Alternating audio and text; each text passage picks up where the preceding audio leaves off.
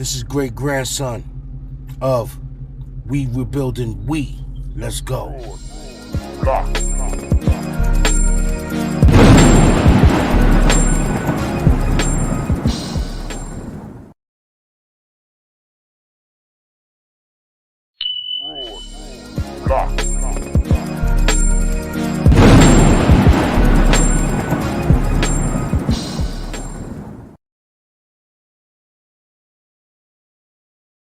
Straight face, and I'm being very honest. This is a person that I love and respect. And I know when you hear me joking and you hear me throwing my little darts and stuff, you know, I'm being entertaining, but I want to be so official in my, you know, he hurt my feelings at first. I want to really like reel this in a little bit because I considered him a friend.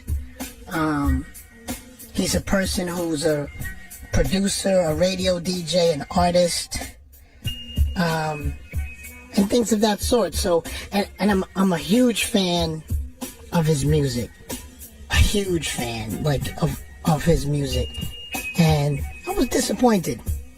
And then I was gonna just scrap with him in his comments, and then he feels like he wants to take it further and say what a rotten person I am and a DJ and this, that, and I'm taking payola and everything. So he wanted to give his opinion of me on his platform, and now I'm taking my platform to give my opinion of him. So this is a guy, I think he referred to himself as working at WBLS Hot 97, right? Let's first clear that up, my friend. It was Marley Marl's show. You are Marley Marl's son. You never talk about him. You never big him up. You learned everything that you do from Marley Marl. Okay, let's start there. And you were on the radio, and it was cute. This was 1990, my brother. No, I'm sorry, 88, 89.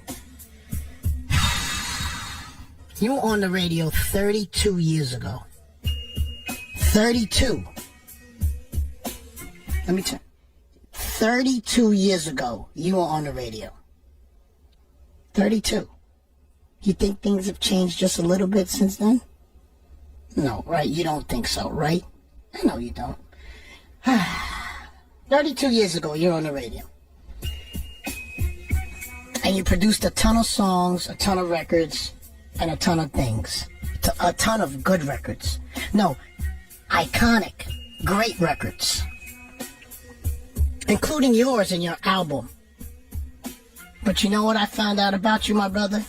You didn't write those verses. Grand Puba wrote all your verses on your album.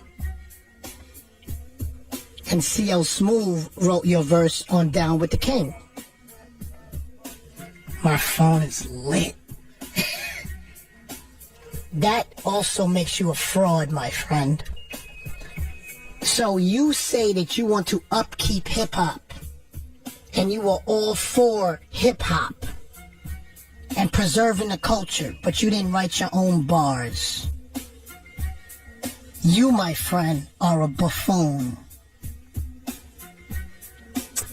So, what year was I in? 1990? 92? 93? 92? 30 years ago. So, you put out an album, an amazing album, by the way, which you didn't write your bars. I'm sorry, Grand Puba wrote your album bars, and CL wrote your bars on Down with the King. That was the best verse of your life. You didn't even write it. This is so crazy. A lot of history lesson here in New York. I did my homework, because this boy wants to go, we gonna go. Okay. You end up doing a whole lot of remixes. But your friend DJ Eddie F is the one that put you in power. All of those remixes you got were really for Eddie F. He passed them to you. Now you're suing him. This is crazy. Allegedly. That's what I heard. This is so crazy. And Eddie F put you on. Heavy D wanted to go in the studio with you. Rest in peace. And you wanted the money up front out of his album budget before you gave him the beats. You remember when you fell out? That's so crazy. But you want to uphold the culture. And I'm not upholding the culture. Is that correct, my friend?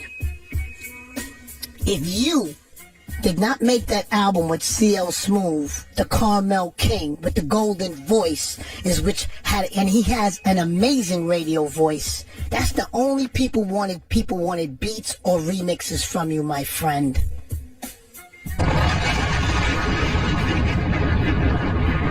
Okay?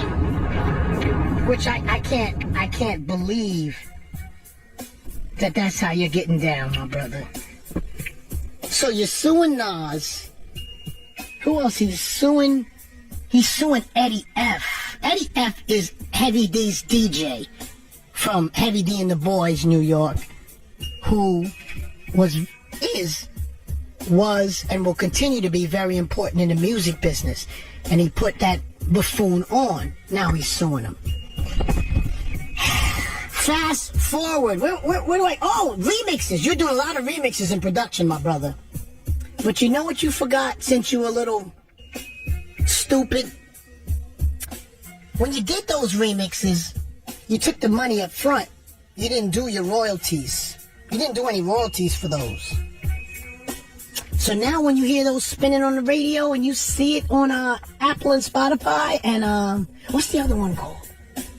Tidal. Sorry, Jay. I'm sorry. I'm not.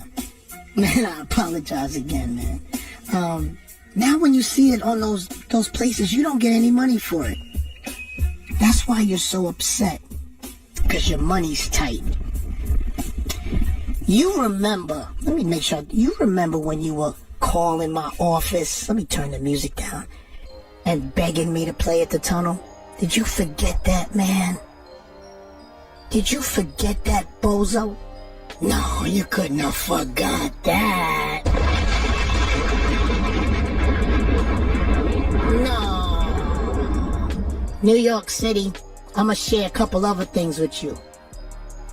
Mister, do you remember when the YGs took you to the ATM machine to take out that money for them?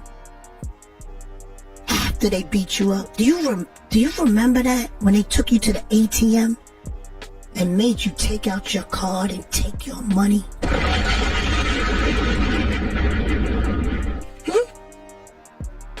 Do you remember when you had that Nothing But Love cookout and they beat you up in front of that cookout? No, I'm sorry, that was 2-5.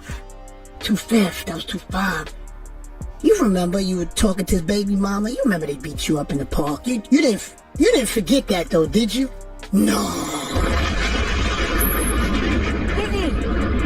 No. You remember when the YGs took your chain and your watch? Punk.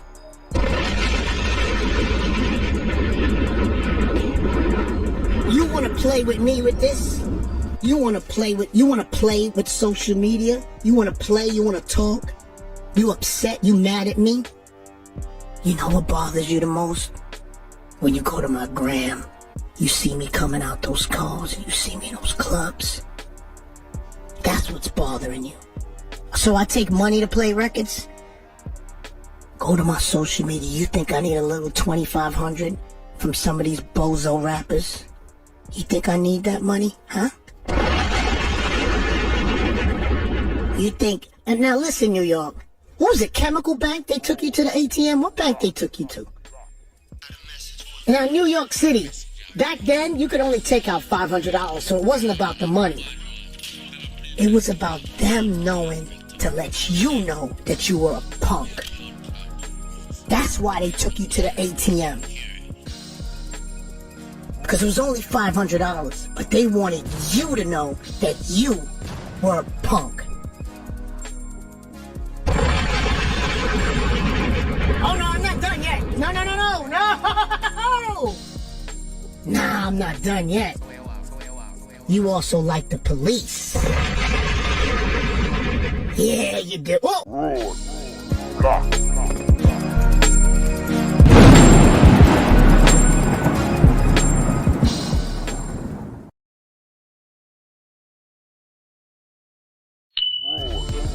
Lock.